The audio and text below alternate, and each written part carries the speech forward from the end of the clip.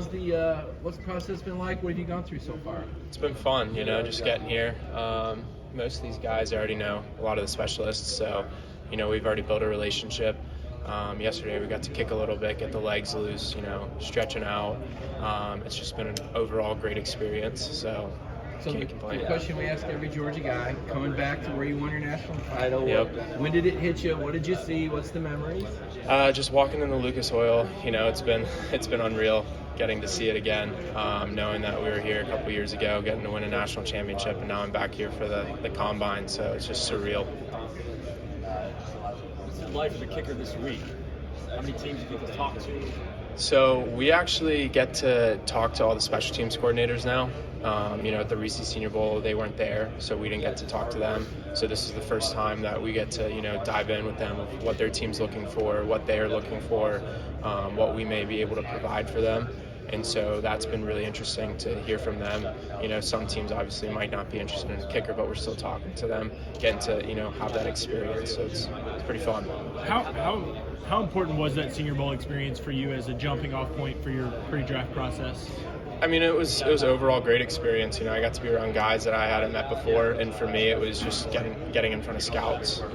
Getting in front of scouts that hadn't seen me before, getting in front of head coaches, GMs, you name it. So. Jack, you said there, and I'm bringing it up because obviously it's relevant now, but you got to room with Warren, and you were explaining to me how that was important to have that opportunity, the connectedness. Can you just share that experience and what the takeaway was from that time you got to have with Warren there? Yeah, and I mean, I explained to you is everything happens for a reason, right? So for me, that was just rooming with Warren, getting to be there for him, getting to talk to him. And, sometimes it was about life. Sometimes it was about how the field workouts were going for him, just what was going on in his head. So for me, that was just being there for him. If he wanted to dive into anything, I was there for him. And then if he didn't, I didn't care. It is what it is. So. Is there anything in this pre-draft process that you think you need to show teams that they should use a roster spot on you? For me, it's just consistency. I think that's what teams look for overall with kickers. And just to show that I can be consistent day in and day out is big for me. Do you do any of the drills? Do they do, Not me. 40, Jake Carter set the standard pretty high last year at like a 4.58 for a 40, so I'm going to pass out on that. I'm not going to do it. So they don't care about your bench press, squats, all that stuff? Not exactly, no. Thank goodness for that. Will you run a 40 at Georgia? No. So. Jake kind of ruined it for everybody. Yeah, right? he did. I mean, he just put the bar way up here, and now we're going to fail every time. As far as we ask guys their favorite memories, I guess I go back to the 53-yard field goal. Can you still, how much of that do you remember, or do you not? Because there's just been so many.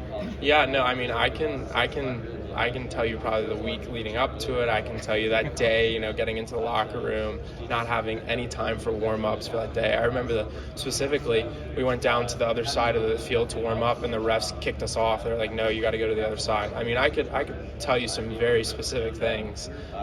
So that memory is engraved in my head, most definitely. How confident were you that JT was going to be able to lead the team? I mean, that was such a flat offensive performance until the fourth quarter. Were you standing on the sideline thinking the whole time, this is coming down to me? Did you realize it?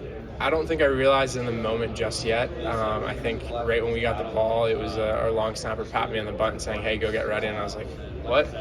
But no, I mean, in that moment, I was confident in JT. I had seen him do it all year, so. There's more than 40 guys here this week either played high school ball in the state of Georgia or went to college in Georgia. Okay. What do you think about just the culture of this state and why it represents so many outstanding football players? I mean, I think Georgia's got the best football, no matter. There's no doubt about it. I think that there's just this culture of, you're raised on it. For me, though, that wasn't it. I was, a soccer player growing up, didn't play till senior year. So, I mean, that even speaks for itself, I think, of just getting into it so late and still being able to have an opportunity to play at the best level there is. So. You mentioned Jake. Have you talked to him throughout this process about what your expectations should be? Oh, yeah. I talk to him. I mean, I probably talk to him 4 to 5 times a week. We'll hop on a FaceTime, and we may speak for 10 minutes. We may speak for 45 minutes, you name it. And he helps me out with anything. So I talked to him throughout the season about stuff that I needed to, and then I talked to him recently about, what's going to go on this week. What do I need to prepare myself for? What do I like what I need to rub off my shoulder if, I don't need to expect anything. So. What's the biggest piece of advice you think he's given you that you've taken from him I guess during y'all's time together at Georgia and here in For here, this it's process? to have fun. Everyone's so serious. It's like, dude, just relax, have fun. Like, you get to experience this once and once only. And then throughout the season, it's just be driven, be motivated. You're going to have some bad days, you're going to have some good days. Just take it with stride and keep going. From a guy who was on both teams, which national championship team was better, 21 or 22? I don't think there was one team that was better. I think everyone separated themselves, and it was a bit different teams. Some of the leadership style was different. I think this past team was more of we're going to play by example, versus the previous team was we're gonna be vocal, we're gonna talk about it. So I think just each team was different. I don't think there was a better team. Looking ahead, what's kind of your perspective on the kicking competition going into this year with Zirkle and Peyton Woodring coming in, those guys? Yeah, I mean, for me, competition breeds success. And so I think these guys, there's going to be a fair competition. I think Zirkle, is going to compete his butt off this spring, and so he's going to work hard. I think Peyton Woodring coming in, he's going to give, Zirkle a good run for his money, and I think at the end of the day, they're going to make the right decision. Have you met with any special teams coordinators yet? What's the plan in terms of that process? Yeah, so we have formal and informal interviews. We had them last night and the night before, and so we kind of just at a round table going through, and they were asking questions, just firing it off, kind of like speed dating. So, yeah, almost everybody.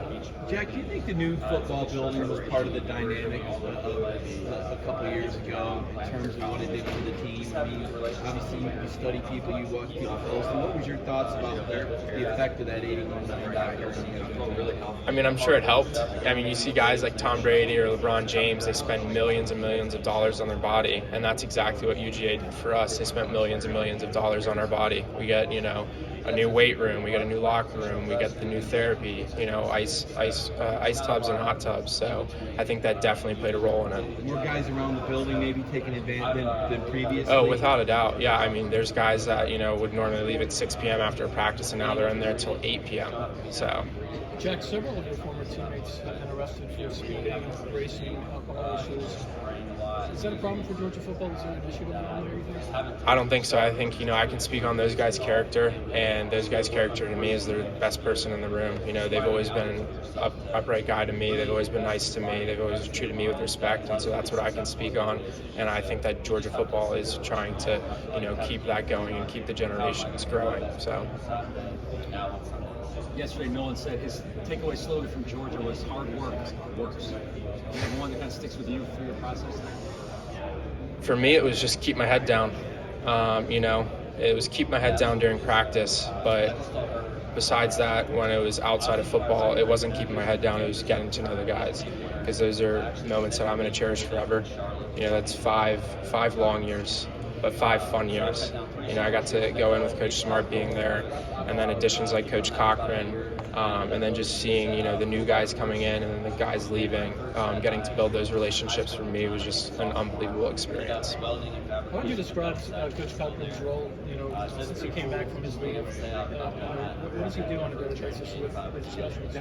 For him, so the way I describe his relationship with me to actually special teams coordinators and anyone that'll listen is he's the guy that first cared about me outside of football. He's the guy that you want to go sit down in his room and talk to him, about life, about whatever's going on. And so that for me was huge, because I'd never experienced that in football before. It was just all about practice, all about the games, and for him, what's going on, that was huge for me. So that's how I would describe it. How does Kirby build the mental toughness? I've heard some of these head coaches will make the team run if the field goal kicker makes it, misses it. I mean, was there any type of motivational ploys that he would use to try to build you, make you mentally tough in practices? I mean, there's stuff like that. There's, they're definitely, like right now, it's called dog time, and right now they're doing 5 a.m., 6 a.m. runs right now.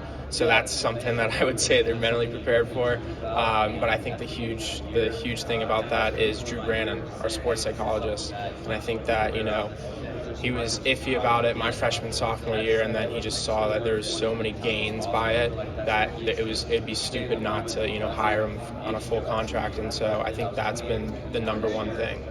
Nolan also said yesterday that his come to UGA moment was freshman getting breaking his nose during those fall early spring camp practices. He still remembers that. Was there a moment for you that was kind of all right, this is big time, a little different than playing soccer in high school? I'm trying to think. There's definitely been things here and there, maybe nothing too specific.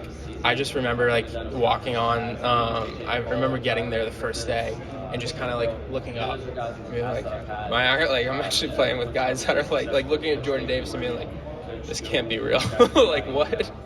So. What was Jordan's role? I'm reflecting on him now. We're doing kind of Mount Rushmore exercises, and just how integral was he to that 2021 team? I guess I hear during workouts he was a guy that kind of kept everybody going. What was it about him? Yeah, you could say that. You could say he's the glue of the team. For me, after every field goal, no matter a make or a miss, he was the guy that gave me a hug. So for that, he's someone that was there for me all the time. It didn't matter about, my performance. So for him, I'd say that he was just that guy. He was the one that was there, always there for you no matter what. You could go and talk to him if you needed to. So he was just a great dude. Who would you say the glue guy this past year was? I'd probably say Nolan. He kind of took it and run with it. He kind of had to. It was, make or break. He was out, he wasn't playing, and so he was like, well, what can I do with this? And that's what he did. He was the glue. What do you expect from Brett Thorson in year 2? And does he have the same sense of humor around the complex as he does on social media? Oh, without a doubt, he definitely does. And you could probably go talk to wherever he's at, Corsac, the Australian that's here, and he's probably got the same sense of humor as he does. Brett's going to have a great year, I think, this upcoming year. I think he's going to build on his numbers this past year. I think he's learned a lot being at Georgia. Hopefully learned some stuff from me about, just getting in there. But I think he's just going to have a phenomenal year. What are you doing the rest of the day? Sleeping. No, I'll probably do some recovery. Hoping to go watch the linebacker and D-line workouts. So hopefully can get in there. And then besides that, just hanging out, getting some recovery because tomorrow's our kick day. Jack, did you finish your master's? I'm trying to recall. Finishing up my master's now in public health. Yeah, so I haven't finished it yet, but it's almost there. What is How do the drills work? Our drills? Yeah, when you're kicking. So punters will go first, and then we'll do kickoffs, and then we'll do field goals. I think we'll hit about 15 field goals apiece, and I think kickoff-wise we'll probably hit 9. We'll go just hit a big ball, and then we'll go directional left, directional right. What is the support system like among UGA guys here? You're kind of broken up by position, but do you all get to see each other a lot, talk to each other a lot? Among the guys who are here, what's kind of that support like? From being here, I've seen a few of the guys in passing, but they have us so split up with position groups that I haven't been able to talk to them for long. I've been trying to catch some of the guys that got in here late, like Warren. I ran into Darnell last night and got to talk to him for a little bit, but besides that, we've been very separated. What distances have you taken from the head? So I think the farthest that we'll go back to tomorrow, I want to say, is 60 or 58. I don't think they're going to test our distance too much, but I think it's just going to show off, if you have that range. Again, since all about consistency. Exactly, yeah. Everyone's trying to work, like I said. So what are you doing that's giving you the edge over someone else? Right. Yeah. Did you have any reaction yesterday when you heard about the news with Jalen? Yeah, it was just sad to hear. As I said, it was just, I can speak on Jalen's character, and he's a great dude. He's always treated me well, and so that's the number one thing. Every workout you do doesn't have to be on social media. You just go out and definitely. Appreciate you guys. Thank you. Thank you.